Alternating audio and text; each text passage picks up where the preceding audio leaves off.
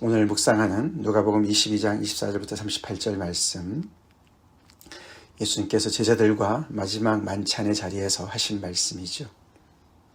예수님은 이제 성전 안에서 그 많은 사람들에게 가르치신 다음에 이제 유월절이 가까이 와서 이제 무교절을 만나신 다음에 이제 제자들과 함께 이제 마지막 밤을 보내시고 있습니다. 22장의 이야기가 그렇게 채워져 있죠. 예수님은 무엇보다도 이제 시간이 정말 얼마 남지 않은 것을 아시고 제자들에게 이제 마지막으로 그들에게 꼭 필요한 말씀을 알려주시는데, 그 말씀은 다름 아니라 예수님에게 곧 닥칠 예수님의 죽음에 대한 그 의미를 가르쳐 주셨습니다. 그 예수님의 죽음에 대한 의미를 예수님은 유월절의 만찬을 함께 하시면서 그 유월절에 관련된 그 역사적인 의미, 그 의미와 함께 예수님의 죽음을 연결시키시면서 그 의미를 재해석해 주시는 것이죠. 이스라엘 백성들에게 있어서 정말 그들의 절기는 정말 여럿이 있었습니다. 그렇죠? 그 중에 3대 절기 중에 하나인 유월절. 아시다시피 유월절은 그들의 그 나라의 시작이 아니었습니까?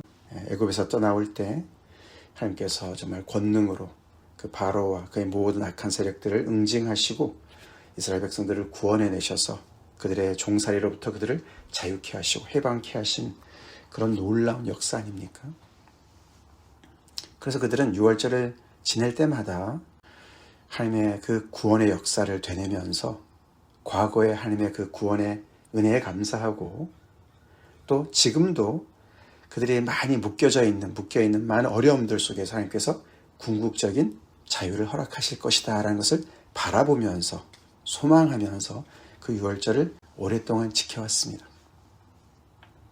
예수님은 그런 명절 때 당신의 생명을 당신의 때가 된 줄 알고 하나님께 내어놓으시는 그런 과정에 있었고, 그것을 제자들한테 설명해 주시면서 그 유월절 때 나누는 잔과 포도주 잔과 그 다음에 나누는 무교병을 떡을 가지고 예수님은 이 떡은 내 몸이다, 이 잔은 내 피다, 내가 너희를 위해서 새롭게 체결하는 새 언약이다.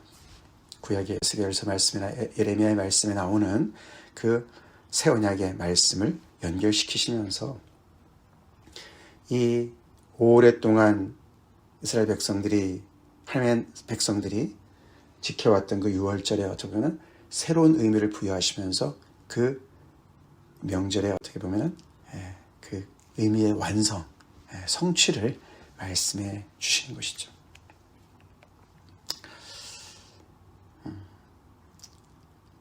어마어마한 말씀을 이 소수의 제자들한테 말씀을 해 주셨습니다.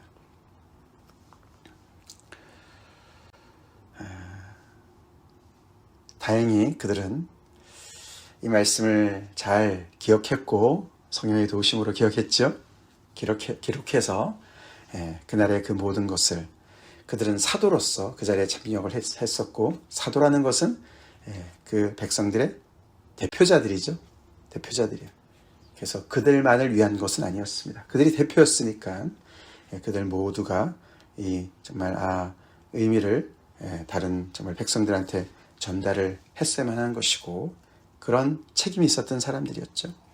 대표자들로 그 자리에 있었습니다. 물론 그 자리에서는 예수님께서 또 당신을 곧 팔아넘길 가룟 유다에 대해서도 말씀하셨습니다. 그렇죠? 너희 중에 하나가 나를 팔 것이다. 이미 가룟 유다는 대제사장들과 성전 맡은 자들과 이미 모의를 했습니다. 그들이 예수님을 어떻게든지 잡아 죽이려고 기회를 엿보는 것을 알고서 그들과 흥정을 하고 돈을 받기로 하고, 백성들 때문에 그것을 정말 이렇게 실행을 못하는 것을 내가 도와주겠다. 백성들이 없을 그 기회를 틈타서 내부자로서 예수님의 상황을 다 아는, 동태를 파악하고 있는 그자가 그렇게 그 뒤에서 그렇게 밀거래를 했습니다. 그래서 예수님은 또 알고 계시죠? 너희 중에 한 사람이 나를 팔 것이다. 그래서 이제 오늘 24절부터 본문이 연결이 되어지죠. 너희 중에 누가 나를 팔 것이다 라고 말씀하신 그 이야기를 가지고 자기들끼리 뭔가 다툼이 벌어졌습니다. 너냐 뭐 이렇게 얘기하다가 결국은 그 얘기가 누가 크냐는 다툼으로 번졌습니다. 왜 내가 왜 예수님을 팔아? 내가 얼마나 예수님을 위해서 충성하는데, 내가 최고로 충성하는데, 아마 이렇게 얘기가 진행됐던 것 같죠. 정말 너무나도 어울리지 않는 주제가 이렇게 바깥으로 드러났어요. 예수님은 지금 당신의 목숨을 내어놓으시길 그렇게 그 이야기를 이런 자리에서 하고 계시는데, 마치 6월절의 어린 양처럼 당신이 희생양으로 정말 자신을 내어놓으시고 곧 죽임을 당하시겠다고 그 이야기를 해주시는 그 자리에서 누가 크냐는 다툼을 이 사도들 간에 했다는 것이요. 정말 누가 알까봐 무서울 정도로, 그렇죠? 너무너무 부끄러운 모습이 아니겠습니까? 그만큼 참 성경은 사실적이죠? 사실적이에요. 예수님은 곧 닥칠 당신의 죽음에 만반의 준비가 되어 계신가 우리가 볼 수 있는데, 거기 반면에 제자들은 정말 한에서 열까지 하나도 준비가 안 된 것을 오늘 본문이 알려주고 있습니다. 예수님은 얼마나 실망스러우셨을까. 그래도 예수님은 시간이 없으시고 당신의 길을 가셔야만 했기 때문에 이런 제자들을 다시 다독이시면서 결국은 당신의 길을 가십니다. 철저하게 홀로 가십니다. 혼자 가십니다.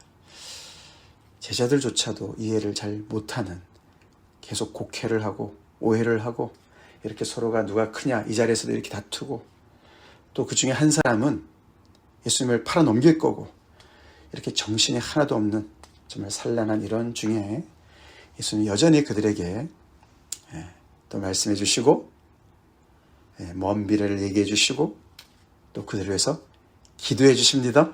기도해 주십니다. 그리고 그들을 준비시키십니다. 이래서 사도들은 계속 건재할 수가 있었습니다. 예수님이 계셨기 때문에. 예수님의 이런 말씀과 당부와 기도가 그들을 지키고 그들을 살렸습니다. 교회를 가능케 했습니다.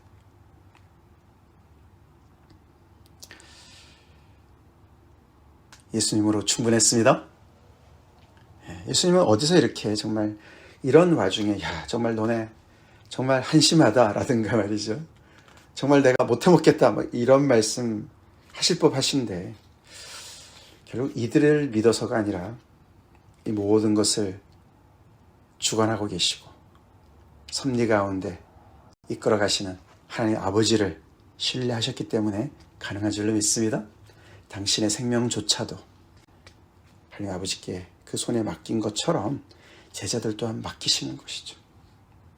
그리고 필요한 말씀들을 해주시고, 하나님께서 성령을 통해서 하나님의 때에 이들이 깨닫게 해주실 것을 바라보시고 당신의 길을 가시는 겁니다. 그들에게 필요한 말씀을 어떤 말씀해 주셨습니까? 누가 크냐는 다툼 속에 너희는 그러면 안 된다. 세상의 임금들이나 집권자들 너가 본받아서 그렇게 서로가 높은 자리에 올라가라고 그러고 서로가 더 지위가 높다 그러고 너네끼리 싸우는데 너네는 그러면 안 된다. 우리는 그러면 안 됩니다. 우리는 세상을 본받아서는 안 됩니다. 너희는 젊은 자와 같고 섬기는 자와 같아야 된다. 여기 젊은 자라는 것은 가장 어린 자와 같고 그런 뜻이에요. 너네가 큰 자가 되고 싶으냐? 다스리는 자가 되고 싶으냐? 그러면은 가장 어린아이와 같고 섬기는 자가 돼야 돼. 역설적으로 말씀하시는 것이죠. 세상의 질서를 뒤집어 엎으시는 것이죠. 이것이 복음입니다. 우리 이 말씀 잘 마음에 다시금 새깁시다. 그러시면서 앉아서 먹는 자가 크냐, 섬기는 자가 크냐? 앉아서 먹는 자가 아니냐? 당연히 답은 그렇죠. 앉아서 먹는 자가 크죠. 서서 계속해서 이렇게 시종을 저는 사람이 큰 자가 누가 그런 일을 하겠습니까? 그들이 다 압니다. 그러나 나는 그렇지 않고 나는 섬기는 자로 너희 중에 있다. 정말 눈물 나는 말씀 아닙니까? 우리 주님은 이런 분이시죠? 우리 주님은 이렇게 앞뒤도 아직 분간도 못하는 3년 반 동안 예수님께서 그렇게 데리고 다니시면서 가르치시고 보여주시고 많은 경험을 한 이들조차도 여전히 세상의 그 질서에 계속 이 생각에 사로잡혀 있는 그들 속에서 계속해서 그들을 섬기는 자로 계십니다. 그래서 당신의 목숨을 내어주십니다. 십자가의 의미입니다. 사랑하기 때문에 섬기시고 사랑하시기 때문에 당신의 생명을 살과 피를 다 내어주시는 주님을 이들은 아직은 모르지만 서서히 배우죠. 사도행전에 가면은 누가복음의 후속편인 사도행전에 가면은 그들이 예수님의 이 섬기는 자세를 점점 더 배우지 않습니까? 우리 그렇게 배웁시다. 그렇게 섬기는 자로 살 때 너희는 진정 뒤에 바로 이어나올 말씀이죠. 너희는 나의 모든 시험 중에 항상 나와 함께 한 자들인즉 내 아버지께서 나라를 내게 맡기신 것 같이 나도 너에게 맡겨서 너희로 내 나라에 있어 내 상에서 먹고 마시며 또는 보좌에 앉아 이스라엘 12지파를 다스리게 하게 될 것이다. 섬기는 자로 다스리는 그 자리를 예수님께서 그렇게 정말 그들한테 말씀해 주시면서 하나님께서 아버지께서 나에게 맡겨주신 이 나라 이제는 내가 너희한테 맡긴다. 예수님이 곧 떠나실 거니까 죽으실 거니까 거기에 걸맞게 너네 섬기는 자로 살아. 하나님의 나라는 섬기는 자가 다스리는 자야 라고 말씀해 주세요. 이렇게 준비가 안 돼 있는 이 제자들을 여전히 이렇게 믿고 맡기신다고 말씀하십니다. 하나님 때문에 그렇습니다. 예수님께서 우리에게도 제자의 이름을 주시고 예수의 이름을 주신 것은 하나님 때문에 주신 것이죠.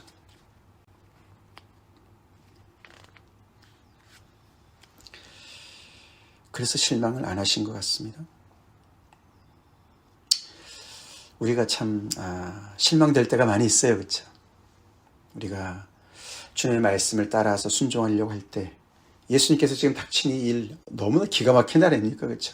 당신이 감당할 일도 어마어마한 일인데 옆에서 조금 이렇게 같이 가던 제자들조차도 그 안에서 한 사람은 완전히 대적하고 배신할 거고 또 이렇게 여러 제자들은 서로가 다투고 말이에요. 싸우고 무슨 말 하는지 전혀 모르고 그래도 우리는 우리 길을 가야 됩니다. 그래도 우리는 그런 사람들조차도 우리가 믿어야 돼요. 하나님이 계시기 때문에. 믿습니까? 그게 교회예요.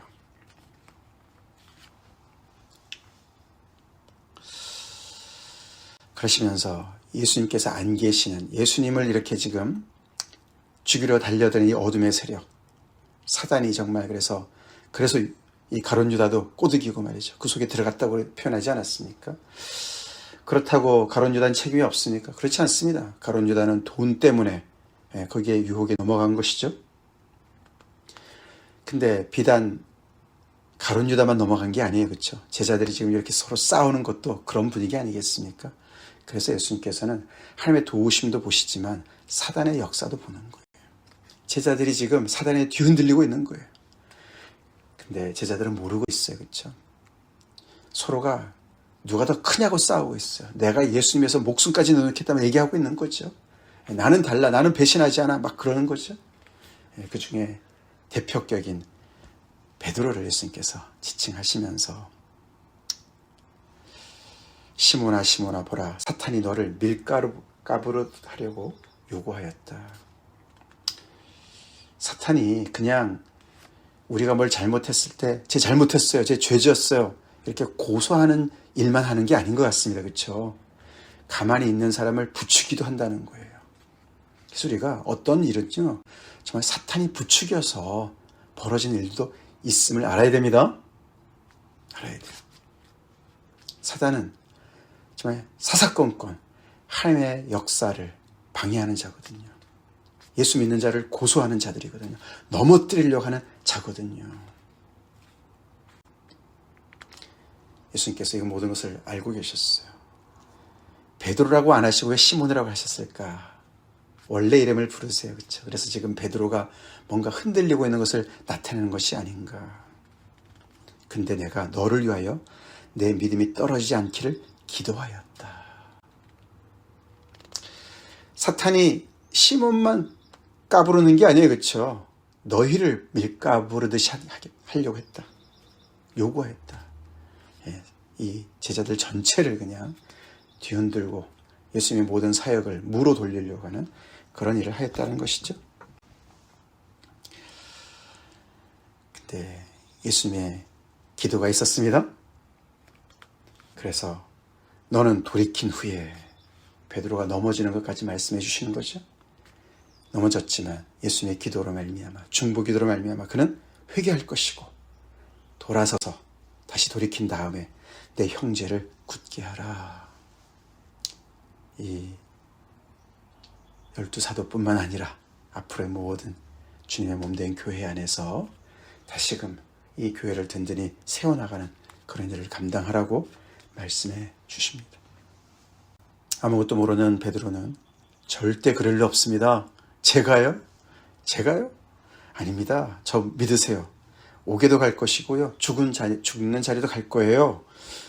그러나 예수님이 베드로한테 오늘 닭 울기 전에 내가 나를 3번 모른다고 할 것이다. 부인할 것이다. 얼마나 충격적인 얘기입니까? 그만큼 이 순간이 어두운 순간이었어요. 그만큼 이 순간이 어둠의 세력이 최악으로 역사하는 순간이었습니다. 예수님이 십자가에 달리신 순간이 그런 순간이었습니다. 그래서 제자들이 겟세마네 동산에서 그렇게 깊은 잠에 빠지는 것도 연결이 되어지는 것이죠. 그것과 밑에 말씀이 연결되어집니다. 이 35절부터 38절 말씀이 조금 이해가 어려운 부분인데요. 이렇게 완전히 예수님이 완전히 이렇게 어둠의 세력에 당신을 내어놓으시고 이 어둠의 세력이 예수님을 죽이는 그런 상황. 그래서 이 제자들은 완전히 예수님이 없는, 목자가 없는 상황처럼 노출되는 상황 아니겠습니까? 그렇죠?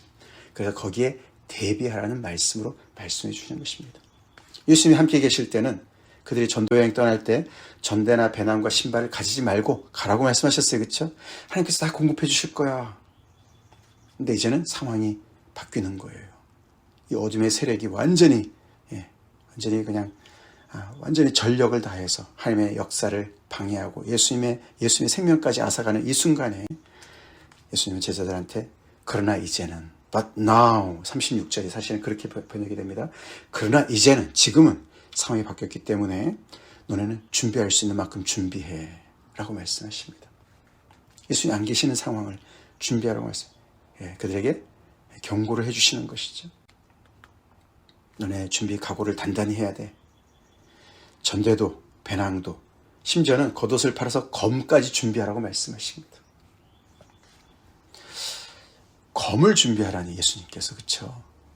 예수님께서는 검으로 시작한 자는 검으로 망한다는 말씀도 하시고, 그렇죠? 예수님께서 곧 이제 나오지만 검으로 이렇게 정말 이렇게 제자들이 대적을 했을 때 그걸 말리시지 않습니까? 근데 왜 검을 준비하라 하셨을까? 제자들이 뭐라 했습니까? 주여 보소서 여기 검이 2이 있습니다. 우리가 검 2자루는 있습니다. 그러니까 예수님이 족하다 이렇게 말씀하셨어요. 그게 무슨 뜻일까? 검 2자루면은 우리를 다 보호할 수 있어 이런 뜻입니까? 검 2자루면 우리가 이들과 싸워서 이길 수가 있어 뭐 그런 말입니까? 아니죠. 이 검이라는 것은 준비하라는 것의 상징적인 표현입니다. 검이 있으면은 든든하지 않습니까? 그렇죠?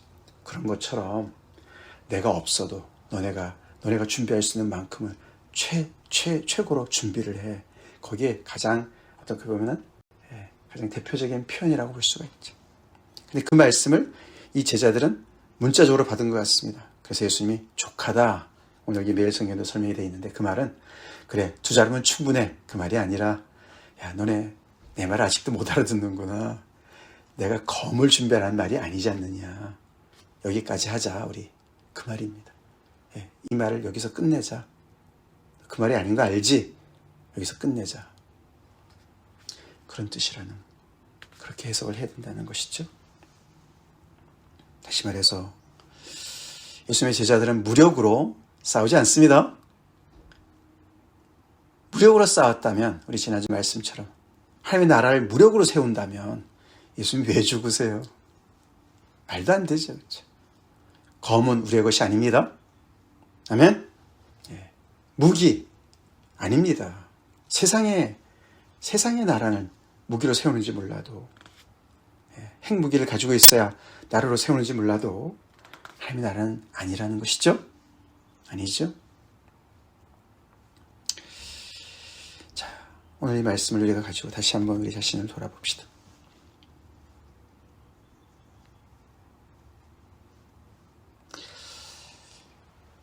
예수님은 섬기는 자로 계십니다.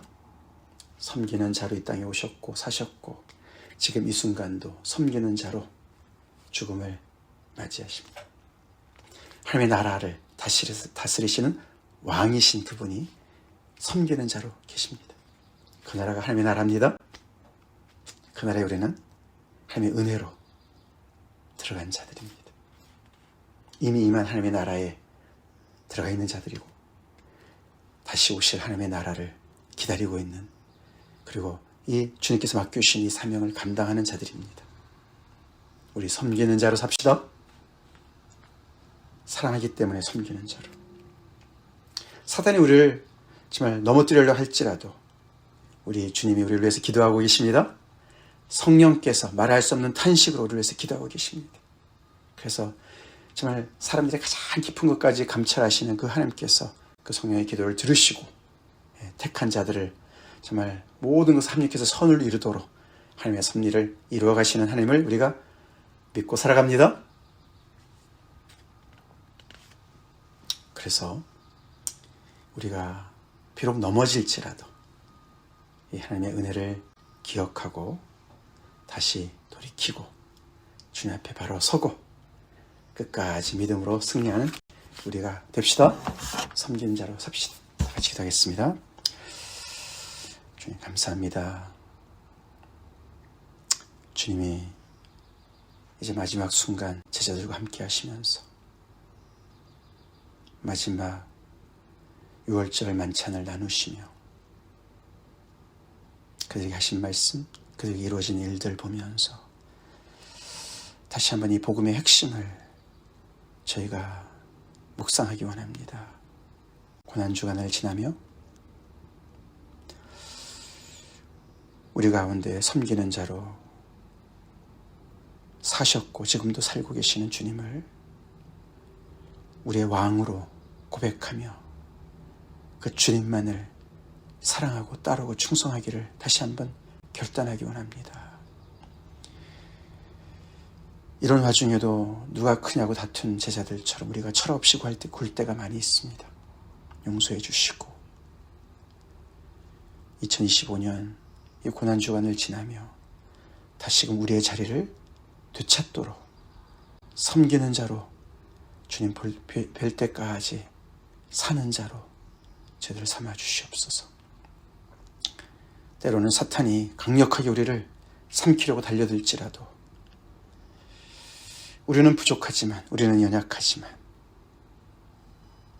우리를 위해서 간구하시고 우리를 지켜주시고 우리와 동행하시는 주님이 계시니 성령께서 함께 하시니 염려 없음을 고백합니다. 주님, 그래서 주님과 함께 영원토록 다스리는 그 자리에 갈 수 있도록 섬기는 자로 다스린 자로 주님 앞에 설 수 있도록 인도하여 주시옵소서. 예수님 이름 받들어 간절히 기도 올려옵나이다. 아멘.